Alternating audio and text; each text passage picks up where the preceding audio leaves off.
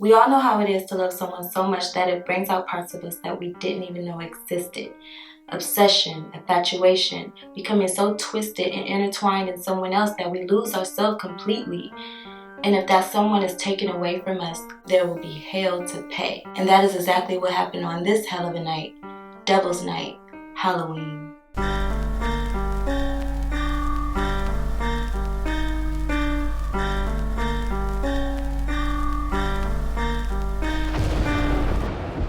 Hey cupcakes, and welcome back to my channel. Thank you guys so much for hanging out with me again for another Wine for Crime Wednesday. And if you're new, thank you so much for clicking on this video and hanging out with me as I tell true crime stories. True crime stories are good for you and for me because it gives us a sort of glimpse into the mind of someone who committed the ultimate taboo, murdering someone, killing someone, an innocent life, taking someone's birthright from them. And I think that is just so interesting. And it's also hard to comprehend how someone could commit such a heinous crime. Was it obsession? Was it impulse? Was it built up frustration? Was it revenge? Or was this person just born evil? It could be anything. Listening to these victims' stories, unfortunately, it helps us. It helps us learn how to protect ourselves and our loved ones, helps us become more aware of certain signs to look at, certain characteristics, certain body languages from these people, so that we can protect ourselves. You know, that's the most important thing, and to spread the word. That's why I do this, and I make it my personal mission to come on here once a week, if not more, to spread the word, because I think that it will be very beneficial for you. Go ahead and subscribe to the channel and like this video if you like it. And without further ado, let's get into the video. 35-year-old ex-Marine Peter Fabiano met Betty, divorcee, with 2 children, a boy and a girl, in the late 1940s in New York. The two hit it off so well that they quickly became married and moved to Kingston, New York, where Peter worked as a truck driver. About 10 years later, the two decided to ditch the Big Apple and move across country to the City of Angels. In 1956, the whole family moved to LA and Peter opened up 2 beauty salons. Enter Goldyn and Joan. These two were friends for about 4 years. They both were divorcees. They both were secret lesbians. And with this in common, that's what made them form such a strong bond. Goldyn was a 42-year-old lab assistant at the Children's Hospital in Los Angeles. She was a lesbian, like I said before, and she was divorced, but she never came out with her lesbianism. When she was married, she hid it secret. When they got divorced, she felt like, now I can indulge on my secret fantasies with women.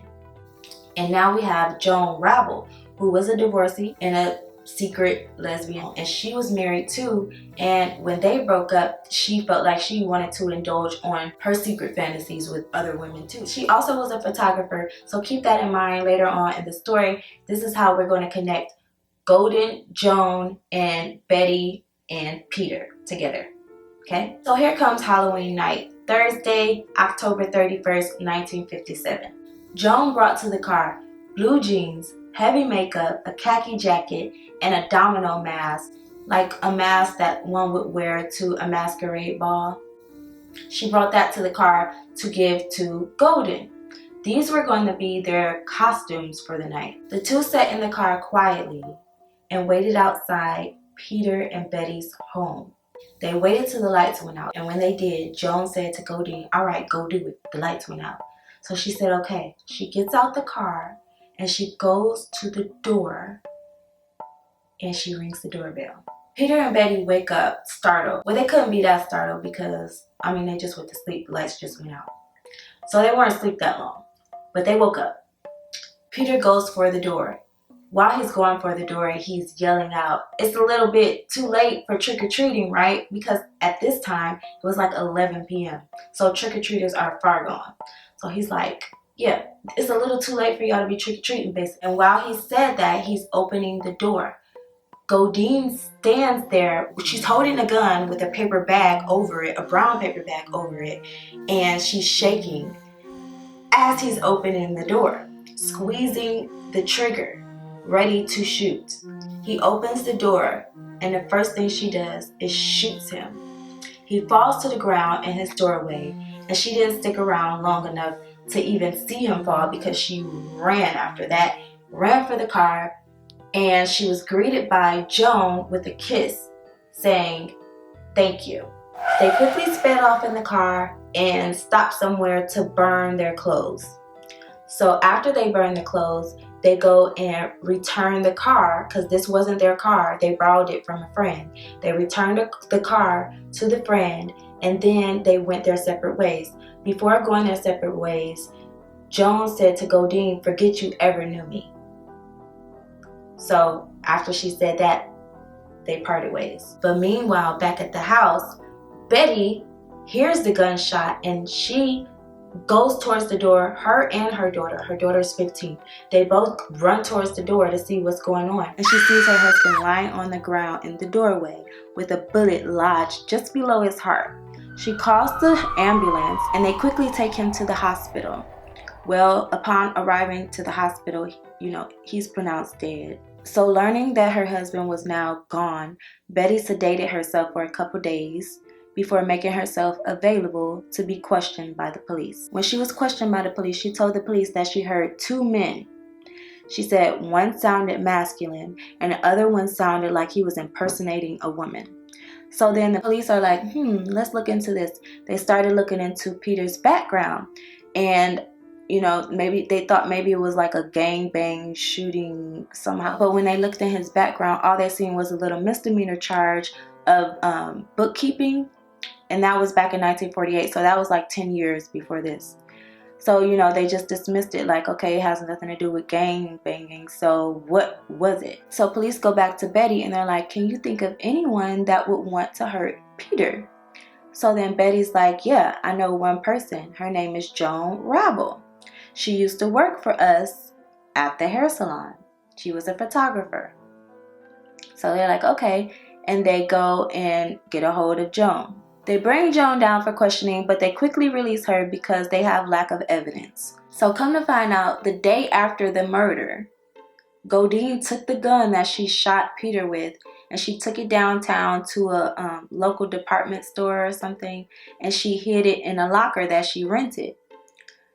So after Joan was questioned, about 2 weeks later after that, police were notified that they had a gun in the locker, and police found out that it was Goldyn's gun.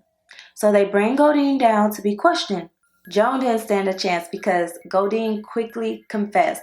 She told the police that, she did shoot Peter, but it was because Joan coerced her to do it. She did it only because Joan told her to do it. Joan told her how he was such an evil man and how he was just so mean to everyone. And she just started feeling very angry inside towards this man that she never even met ever. They planned the murder for about 3 months. So this was premeditated. They planned for about 3 months. They even went as far as she took her to Peter's house, just outside his house, so that she could see what Peter looked like. So whoever answered the door, she would know that it was Peter to shoot that guy. Because Peter also, they also had a son too. So she could have got him confused with the son, but that's why she took him over there so she could see exactly who Peter was. She even told that Joan supplied her with the revolver that she used to shoot Peter with. She gave her the money for it. But going back to, like I said, Joan used to work at the salon that Peter and Betty owned. Joan was a freelance photographer, so I'm thinking he hired her to do some photography work at the salon, maybe take some pictures of the clients, models, I don't know, to model hairstyles or something. It doesn't say, but this is what I'm thinking she did because she was always at the salon. She was at the salon so much that her and Betty became very, very, very close. Well, Betty and Peter became close. And when Peter and Betty would get into it or have an argument, one time they separated and Betty went to go stay with Joan. They were living together. And the two got so close that people said that their relationship was unusual. That's what they said. They used the word unusual. Because back in the day, it was illegal to be a homosexual.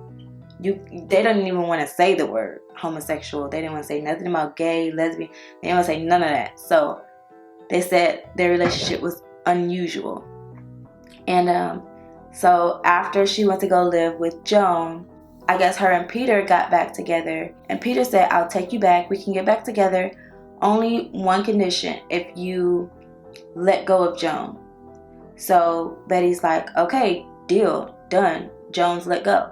So when Joan finds out she's let go, Joan goes into a rage and she starts flipping out. And this is what conjured up this whole murder plot. So after Betty told Joan that they couldn't have any more contact, Betty just moved on to the next girl and seduced Goldyn. It's like she kind of like replaced her, but not really, because she still wanted to get back at Peter for what he did.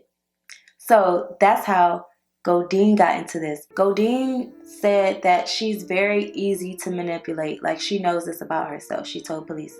She said she just wanted to make Joan happy. She liked Joan so much, and she was just happy that she was interested in her, and she would have done whatever she told her to do, which she did. She killed a man. So after Goldyn confessed to the murder and brought Joan in it, they both decided to get lawyers. Their trial was set later on that month. Before the trial set, the judge ordered that they be seen by 3 different psychiatrists. And Goldyn told the psychiatrist, just like she told the police, that she did it because Joan wanted her to do it, and that she's easily influenced, and she just did it to please Joan. And at the end of that session, the psychiatrist wrote in the notes that she believed that she did it for her friend.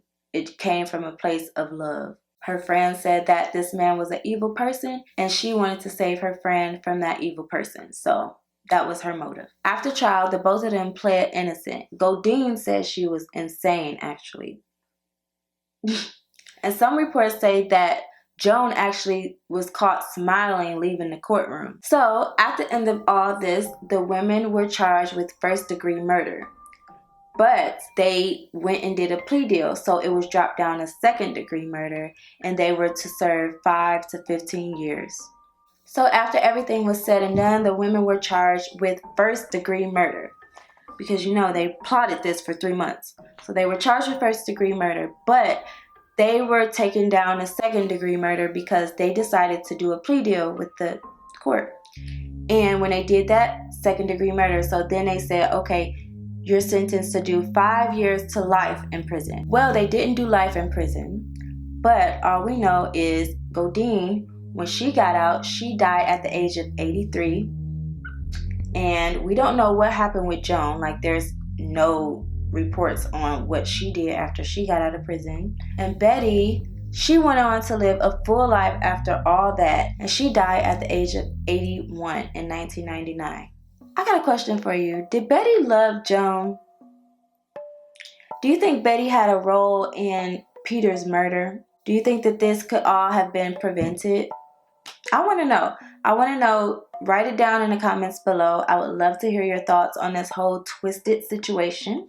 So that's all from me, Cupcakes. Thank you guys so much for hanging out with me again for another Wine for Crime Wednesday. I'll be back next week for another episode. And this entire month of October, I'm going to be doing spooky things, spooky topics. This one was on Halloween night, so I'm going to just center it around Halloween because it's that time of the year, my favorite time of the year. And yeah, if you like this video, go ahead and press that like button, subscribe if you want to join the family. Like I said, I would love to have you here, and I'll see you back next week. Bye.